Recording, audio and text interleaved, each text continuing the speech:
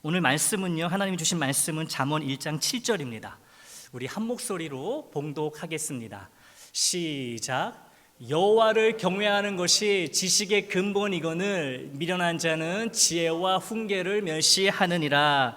아멘. 여러분, 이번 한 주간은 어떻게 보내셨습니까? 궁금해요. 저는 여러분의 하루하루가 사실 몹시도 궁금한 사람입니다. 아침에 일어나서 세수하고 또 밥 드시고 할 일 하시고 또 볼 일 보시고 시간 되면 또 주무시고 그러셨을 것 같아요. 어떻게 맞나요?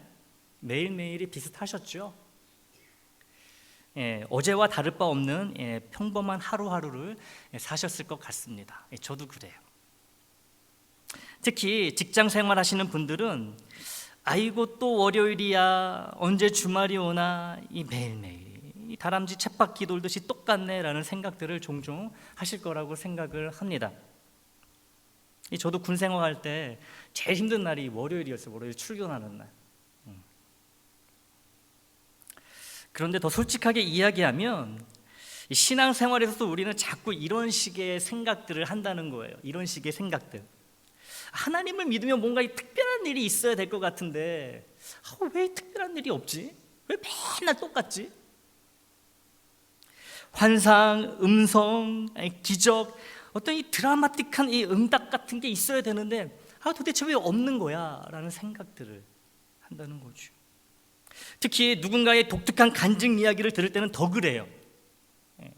이런 생각이 더 든다는 거예요. 간증을 듣다 보면 막 이런 얘기 듣지요. 제가 기도하는데 하늘에서 음성이 들렸어요. 똑똑하게 제 귓가에 들렸습니다. 하나님의 음성이. 꿈에 천사가 나타나서 이러쿵 저러쿵 이야기를 했어요. 저는 기도하자마자 바로바로 응답이 돼요. 이런 이야기를 들으면서 저분들은 참 신앙이 좋구나 라는 마음이 들면서 한편으로는 어떤 생각이 들어요? 근데 나는 왜 이 모양이야?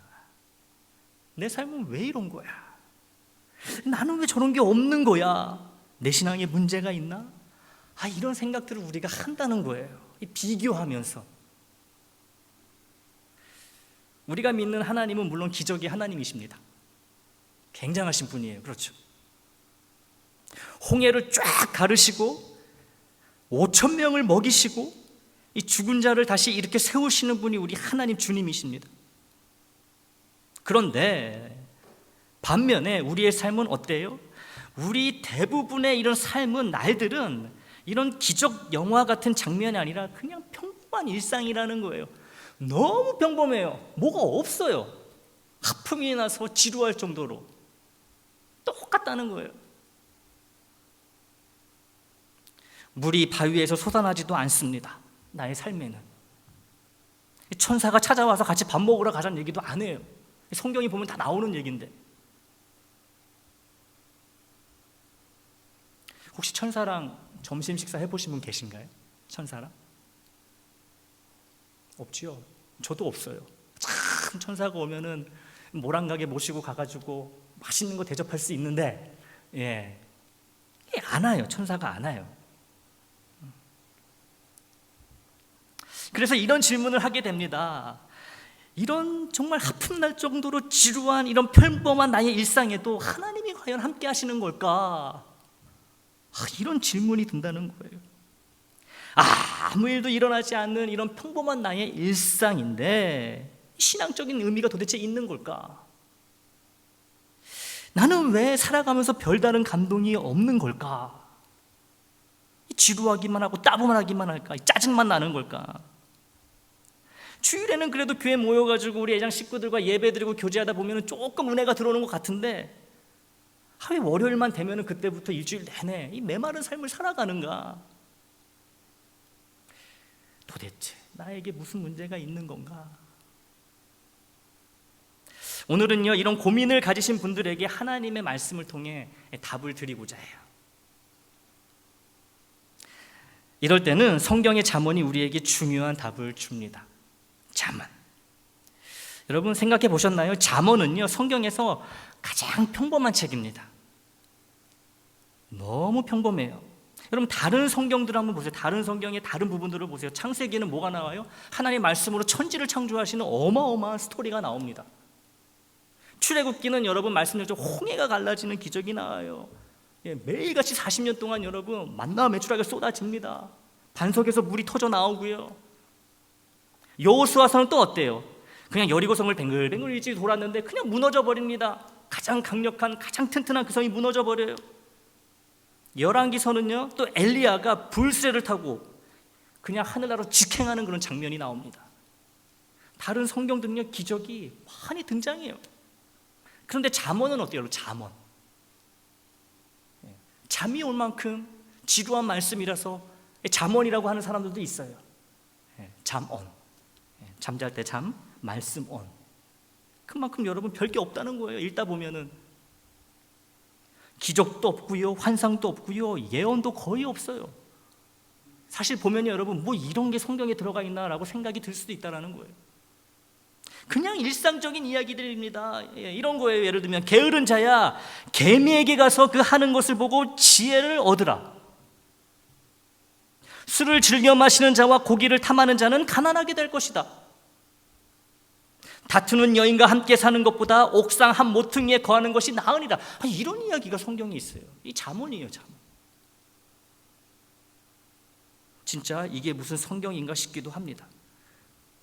그래서 오래전 유대 랍비들은요, 이 잠언을 보면서 이건 그냥 상식을 모아놓은 이야기집이다라고 생각을 해서 구약 성경으로, 하나님 말씀으로 집어넣는 것을 굉장히 망설였어요.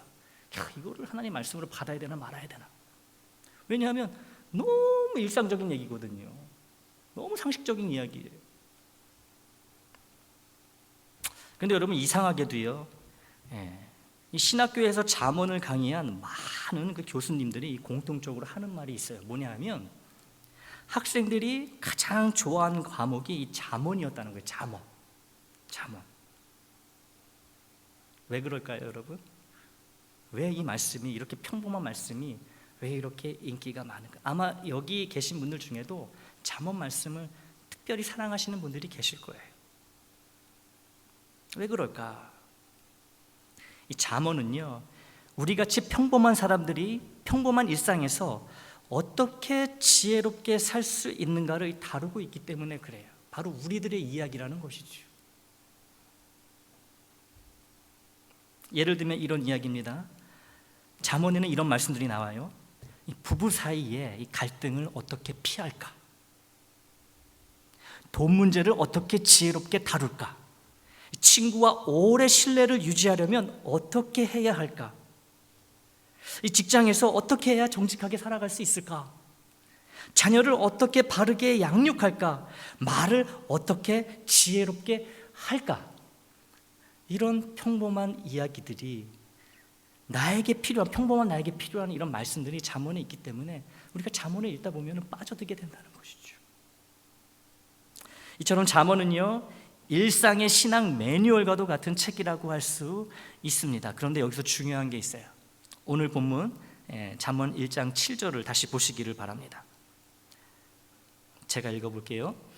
여호와를 경외하는 것이 지식의 근본이거늘 미련한 자는 지혜와 훈계를 멸시하느니라. 아멘. 자, 여러분 이 말씀을 잘 보세요. 이 말씀에는 언제 여호와를 경외해야 되는지 그때와 상황에 대해서 이야기하지 않습니다. 왜 여호와를 경외해야 한다는 구체적 상황이나 때가 나와 있지 않을까요? 여호와를 경외하는 것, 존경하고 존중하고 따르는 것은 특정한 때 특정한 상황에만 하는 것이 아니라 늘상 해야 되는 일이기 때문에 언제 해야 되나는 말이 안 나오는 거예요. 굳이 할 필요가 없는 거예요. 다시 말해 여호와를 경외하는 것, 나의 삶 속에서, 나의 일상에서 항상 이루어져야 된다는 이 의미가 오늘 본문에 담겨 있는 것이지요. 교우 여러분, 신앙의 진짜 무대는 어디라고 생각하십니까? 나의 신앙이 확 멋지게 펼쳐지는 이 무대, 여러분이 앉아 계신 자리입니까? 우리 애장입니까? 어딜까요? 아니면 기도원일까요? 아니면은 유명한 부흥 강사가 인도하는 부흥의 자리일까요? 물론 이것들도 귀해요. 필요합니다. 하지만 우리 신앙의 진짜 무대는 일상이라는 거예요. 일상. 생각해 보세요. 우리가 1년 365일 중에 기도원에 간다 해도 여러분 며칠이나 가겠습니까? 그죠? 부흥회는 또 몇 번이나 참여하겠어요? 열심히 간다 해도 1년 365일 중 최소 300일 이상은 그냥 우리가 살아가는 평범한 일상이라는 거예요.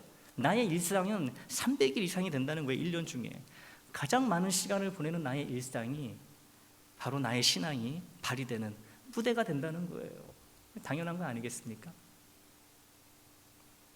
삶의 대부분은요, 이 특별한 사건보다 이 평범한 순간들로 채워져 있습니다. 그래서 바로 그 평범한 순간이 우리의 신앙의 진짜 무대라는 것이죠. 이 작고 흔한 일상 속 선택들이 모여서 나의 신앙을 드러내고 하나님의 나라를 세워갑니다. 이것을 우리는 일상의 영성이라고 불러요. 우리가 대부분 주일 영성을 가지고 있습니다. 주일 영성, 일요일 영성, 교회 나오니까. 하지만 나머지 6일은 뭐예요? 교회 잘 안 나오는 날은? 영성이 없는 거죠. 이러면 안 된다는 거예요. 우리가 주일날 모여서 여러분 예배를 드리는 이유는 나머지 6일을 정말 말씀 가운데 하나님과 함께 잘 살아가기 위해서 우리가 하나님께 예배드리고 다짐하고 결단하기 위해서 모이는 거예요. 이걸로 끝나고 종치는 게 아니라는 것이죠. 왜냐하면 나의 진짜 신앙은 월요일부터 시작되거든요. 예수님이 하신 말씀이 떠오릅니다. 한 말씀이 떠오르는데요, 마태복음 25장 40절이에요. 함께 보겠습니다.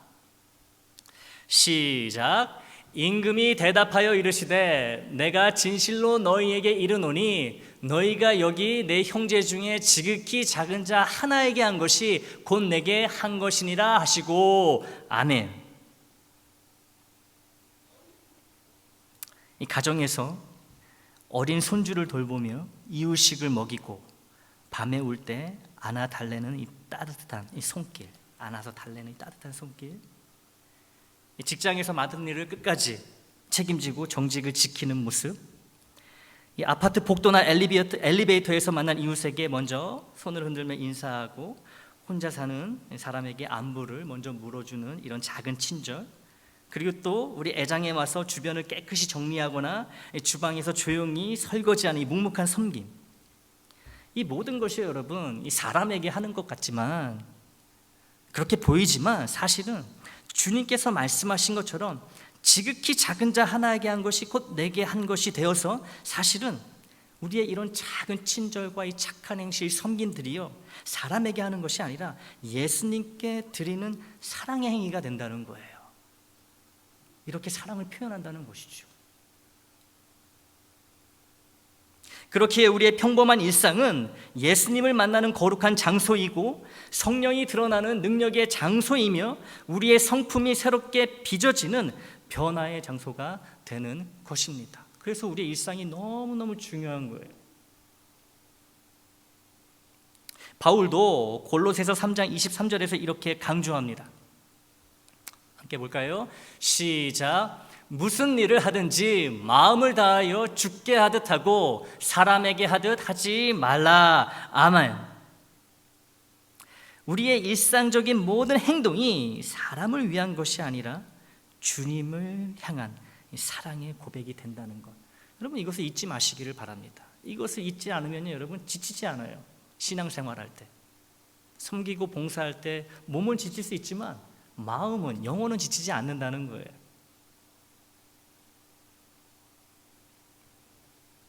이 직장에서, 일터에서 정직을 지키는 그 땀방울이 주님께 드리는 제물이 됩니다. 거룩한 제물이 되는 거예요. 이웃에게 건네는 짧은 인사가 곧 주님께 올려드리는 인사가 됩니다. 교회 마당을 쓰는 빗자루질이, 그리고 교회 주방에서 하는 설거지가 주님께 드리는 예배가 되는 거예요. 이것만 예배가 아니라는 거예요. 믿음으로 행하는 모든 것이 주님을 향한 사랑의 고백이고 주님을 영화롭게 하는 예배가 된다는 것이지요. 그래서 우린 다 거룩한 예배자입니다. 다 왕같은 제사장인 거예요. 그런 의미에서 예배는 목사만 인도하는 게 아닙니다. 목사만 드리는 게 아니에요. 여러분이 다, 예수를 믿는 여러분이 다 일상에서 예배자로 서셔야 되는 거예요. 근데 여러분, 우리는 왜 자꾸 큰 기적만 찾고 있는 걸까요? 큰 기적, 뭔가 좀 상식적이지 않은 이 미러클, 이 기적이 일어나야 살아있는 교회인 것 같고 뭔가 하나님이 함께 하시는 그런 신앙인 것 같고 자꾸 이런데 우리가 골몰한다는 거죠. 도대체 왜 이럴까? 하지만 성령님의 능력으로 평범한 하루를 믿음으로 살아내는 것, 그것이 바로 진짜 기적임을 잊지 마십시오. 기적 한가운데 계신 거예요. 여러분 생각해 보세요. 내가 어떻게 지금까지 이렇게 살아올 수 있을까? 내가 어떻게 지금까지 이 자리에 앉아서 예배드리고 있을까? 여러분의 뜻대로, 여러분의 생각대로 됐나요? 설명할 수 없습니다. 지금까지 살아온 것은 하나님의 은혜라는 거예요. 나의 삶 자체가, 지금 나의 현존 자체가 하나님의 기적이라는 것이죠. 근데 내가 기적인데, 예수 믿어서 구원받은 내가 기적인데 자꾸 뭔가 새로운 걸 원해요. 휘황찬란하고 그냥 막 죽은 자가 벌떡벌떡 일어나고 막 우리 교회가 막 그랬으면 좋겠죠. 그런 것도 있으면 나쁘진 않지만 여러분 그게 본질은 아니라는 거예요. 여러분 생각해 보셨습니까? 다 교회 우리 애장의 부흥을 원하시죠. 우리 애장 부흥되면 여러분 그 다음에 뭡니까? 그게 여러분하고 무슨 상관이 있어요? 생각해 보셨어요? 우리 교회가 부흥돼서 사람이 버글버글 거리면 그게 대체 나하고 무슨 상관이 있을까? 여러분 무조건 교인이 많아진다고 해서 그게 나에게 유익이 될까? 아닐 수 있다는 거예요. 지금 내게 일상 가운데 찾아오셔서 일상의 기적으로 채우시는 그 하나님을 감사하지 못하면요 여러분, 우리 교회가 아무리 커져도요, 그래서 우리가 다시 교회 건축을 해가지고 이 땅에다가 다시 큰 예배당을 세워도요 아무런 의미가 없어요. 그게 여러분하고 저하고 무슨 상관이 있겠습니까? 내가 일상의 기적, 일상 가운데 찾아오시는 하나님을 만나지 못한다면, 거기에 대한 감사가 없다면 교회 큰 게 무슨 상관이 있어요?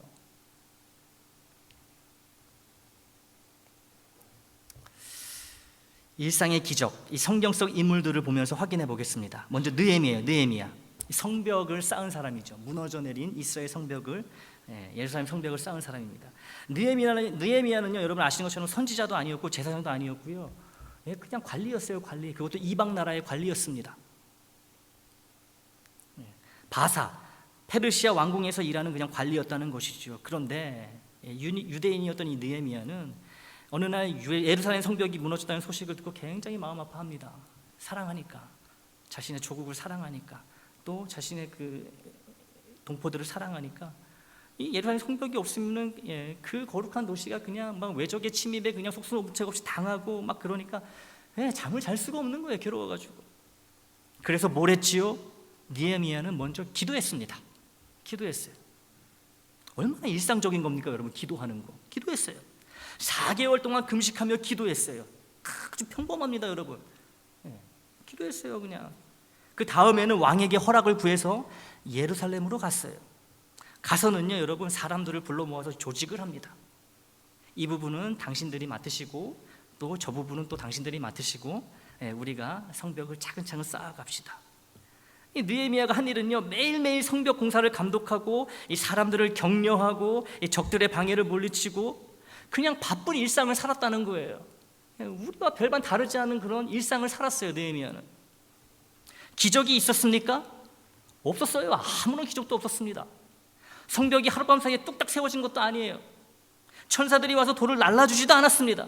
그냥 사람들이, 우리 같은 사람들이 하나하나 돌을 쌓아 올린 거예요. 땀 흘려가면서, 힘들어가면서, 또 자꾸 방해하는 그 외적들이 있으니까 그 스트레스 받으면서. 그런데 결국 52일 만에 이 성벽이 완성되었습니다. 그리고 백성들이 다시 모여서 하나님의 말씀을 읽고 회개하고 부흥이 일어났어요. 우리같이 똑같은 일상 가운데 일어난 일입니다. 일상이에요. 일상. 우리가 생각하는 그런 기적 없었습니다.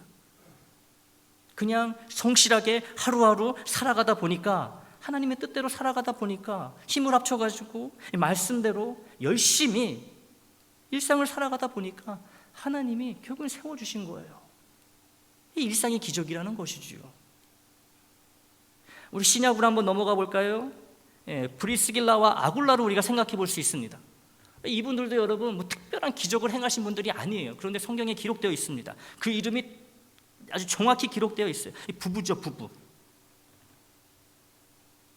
브리스길라가 아내고 아굴라가 남편입니다.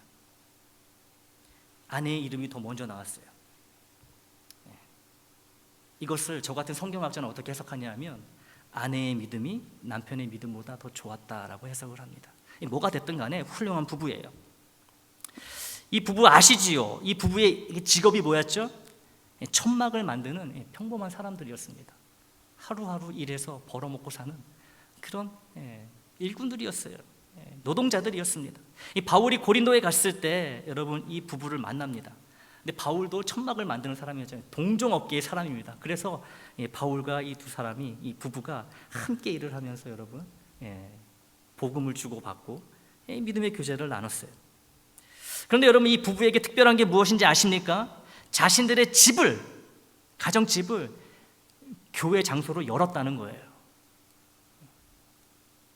그냥 평범한 일상에서 일어나는 일입니다, 여러분. 이 교우들이 모여서 예배 드릴 수 있게 자신의 집을 그냥 열어준 거예요. 우리는 이것을 기적이라고 하지 않습니다. 평범한 거예요. 그리고 아볼로라고 하는 아주 말을 잘하는 전도자가 왔을 때 이런 도움을 줍니다. 아볼로, 당신 설교를 들어보니까 말을 잘하는데 성경을 좀 더 정확하게 알면은 꼭 훌륭한 설교가가 될 것 같습니다. 그래서 자신들이 알고 있는 성경 지식을 가르쳐 줍니다. 개인적으로 성경을 가르쳐 줘요. 별거 아닙니다, 여러분. 우리도 다 할 수 있는 거예요. 마음만 있으면. 그렇죠? 집문 열어주고 차 끓여주고 밥 해주고 같이 성경 읽어주고 정말 평범한 일들이라는 것이죠. 그런데 이 평범한 섬김을 통해 초대교회가 굉장히 든든히 세워져 갔다는 거예요. 이 두 부부의 이런 평범한 일상의 영성 때문에 하나님의 교회가 강성해져 갔다는 것이죠. 아볼로는 더 훌륭한 전도자가 되었고 바울은 든든한 동역자를 얻게 되었습니다. 느헤미야도 그렇고 이 두 부부도 그렇고 이렇다 할 기적을 겪은 사람들이 아닙니다. 그냥 주어진 삶을 여러분 하나님 원하시는 모습대로 살아가니까 기도하고 말씀 읽고 내가 할 수 있는 것 하다 보니까 이런 놀라운 일들이 이루어지는 거예요. 일상의 기적이 일어났다는 것이죠. 사랑하는 교우 여러분, 우리의 평범한 일상이 거룩하신 하나님과 만나는 은혜의 자리가 되려면 우리의 결심이나 노력만으로는 불가능합니다. 아무리 죽게 하듯 하라는 말씀을 머리에 새기고 아무리 암송을 해도요, 우리의 힘으로는 이게 오래가지 못한다는 거예요. 우리의 힘으로는 안 됩니다. 반드시 성령님의 도우심이 필요한 거예요. 성령님의 도우심을 구해야 됩니다. 간구해야 됩니다. 우리는 이미 예수 그리스도 안에서 성령을 선물로 받았습니다. 내가 하나님을 아버지라고 부를 수 있다면 여러분, 내 안에 이미 성령님이 계시다는 증거예요. 성령이 안 계시면 하나님을 아버지라고 절대 못 부릅니다. 여러분, 지나가는 사람, 세상 사람에게 하나님 아버지라고 불러보세요. 그럼 뭐라 그래요? 이 사람 미쳤나 이러겠죠. 왜 하나님이 우리 아버지야? 우리 아버지 저기 계신데. 또 우리는 어려움 없이 하잖아요. 왜요? 이미 성령을 받았기 때문에 그래, 예수 안에서. 그러나 성령님께 도움을 구하지 않으면요, 성령님이 역사를 안 하십니다. 우리 성령님의 특징이 그거예요. 열심히 간구하고 열심히 구하는 자에게 오셔가지고요, 그 능력을 역사하시지 마음이 닫혀있고 간구하지 않는 사람에게서는 역사하지 않으십니다. 그러니까 여러분, 우리가 일상을 살아가면서 이 일상에 주어지는 은혜를 기쁨으로 감사로 받아들이지 못하는 이유는 뭐냐 하면, 그래서 자꾸만 현혹적인 것에 막 그것을 기적이라고 하고 그런 걸 바라는 이유는 뭐냐 하면 이 성령님께 구하지 않아서 그래요. 못해서 어려운 것이 아니고요, 구하지 않으니까 못한다는 거예요. 구하지 않으니까. 여러분, 이 순간순간 성령 안에서 드리는 작은 감사 기도가 이 하늘문을 여는 이 기도가 됩니다. 이 성령의 능력으로 이 가정에서, 직장에서, 사업장에서 이 정직하기로 선택하는 순간 우리는 세상을 밝히는 빛이 된다는 거예요. 성령님이 주시는 사랑의 마음으로 가족과 이웃과 교우를 사랑하면 하나님의 나라가 거기서 이 확장되기 시작합니다. 우리 일상을 통해 가지고 성령의 능력으로 행하는 이웃에 대한 작은 친절이 이 복음의 향기가 되어 전파가 된다는 거예요. 성령의 능력이 있을 때. 어려운 상황이지만 성령의 능력으로 참고 인내하다 보면 하나님의 신실함이 증거된다는 것이죠. 성령이 함께 하시며 또 성령을 의지하여 교회와 교우를 섬기면 그 섬김은 단순한 봉사가 아니라 하나님께 드려지는 산 제사가 되고 회장 공동체 안에, 우리 공동체 안에 하나님의 사랑과 평화가 흘러넘치는 이 통로가 된다는 거예요. 성령님의 힘을 의지하지 않고 나의 힘으로, 나의 생각으로 막 하려다 보니까 여러분, 이 소리 저 소리 듣다 보면 여러분 시험 드는 거예요. 누가 뭐라 하지 않아도요, 그냥 자기 생각에 자꾸 이 시험에 듭니다. 빠집니다. 내 생각으로 하면 그래요, 여러분. 하나님의 일이. 성령님께 간절히 기도하고 나의 이런 일상에 이런 작은 것들을 통해서 하나님께 영광을 돌리게 하여 주시옵소서, 성령님 도와주시옵소서, 이 성령의 힘을 의지해서 하다 보면요 여러분, 마음 기쁨이 넘치고 나 이런 작은 일상의 일들을 통해서 하나님이 큰 일을 행하신다는 것이죠.